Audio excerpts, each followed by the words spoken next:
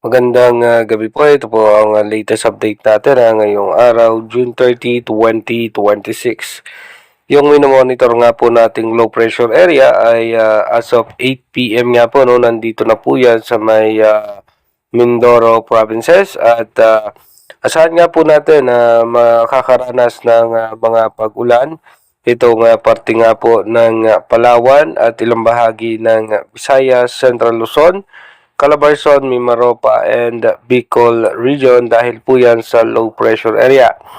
At habang yung southwest monsoon naman, apektado po niyan ang Zamboanga Peninsula at Lanao del Norte, Sultan Kudarat, at South Cotabato, Sarangani, Davao Occidental, Davao del Sur, and Davao Oriental.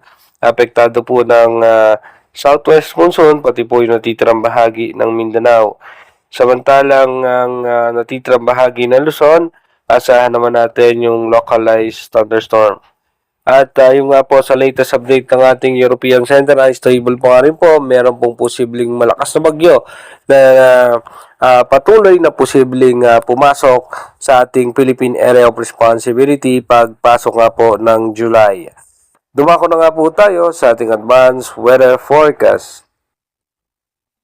Dito nga po sa ating advanced weather forecast, mamaya nga po alas 11 ng gabi, no, ay posibleng andito na po yan sa may parte ng coastal water ng Mindoro provinces at patuloy po yan na magpapaulan. Pagdating naman po ng July 1, ito po ay hindi pa rin natin inalis ang posibilidad na may chance mag-develop bilang isang tropical depression or may bagyo pero mababa na po, no, yung posibilidad. At saan pa rin po natin magdudulot po yan ng pag-ulan sa ating bansa. Pagdating naman po ng July 2 ng madaling araw, expected na nga po natin na sa parte po ng West Philippine Sea at pagdating po ng hapon or ng gabi ay lalabas na po yan ng ating Philippine Area of Responsibility. Pagdating naman po ng July 3, asahan natin southwest monsoon yung makaka-apekto sa ating bansa.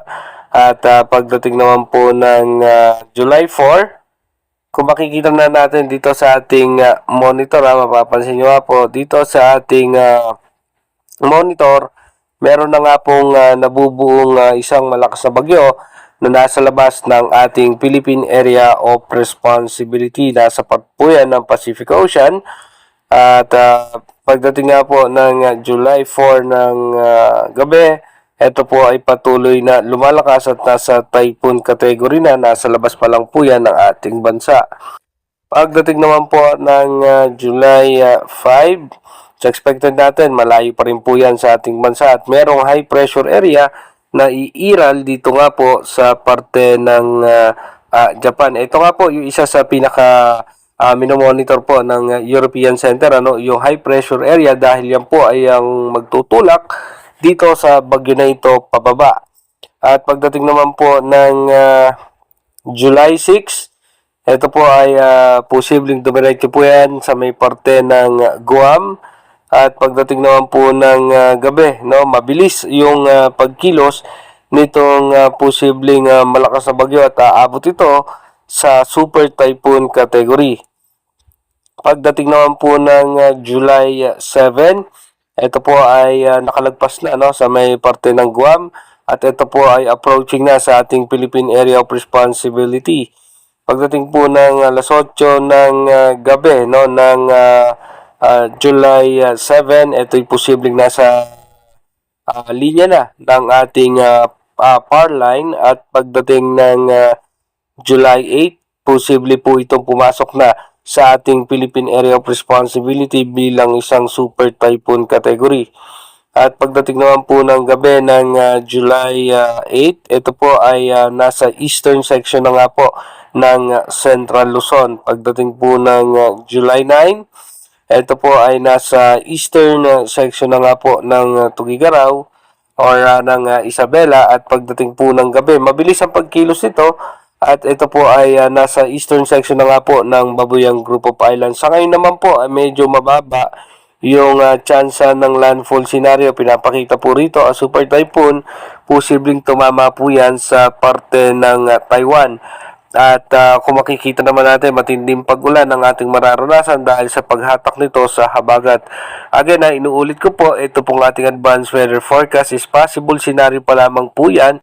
Malaki pa rin ang tsansa na magbago po lahat yan. Dahil again, inulit natin, kung magkakaroon ng isang high pressure area bago yan dumikit sa kalupaan, ay posibleng bumaba pa yung kanyang direksyon. At kung magtutuloy-tuloy naman po na walang high pressure area sa parte ng Japan, ito po ay patuloy na aangat patungong Taiwan or magre-recurve po yan papuntang Japan. Inuulit ko po magbantay po tayo dito sa posibleng malakas na makakaapekto po yan sa ating bansa. Mag-iingat po tayo palagi. God bless po sa ating lahat.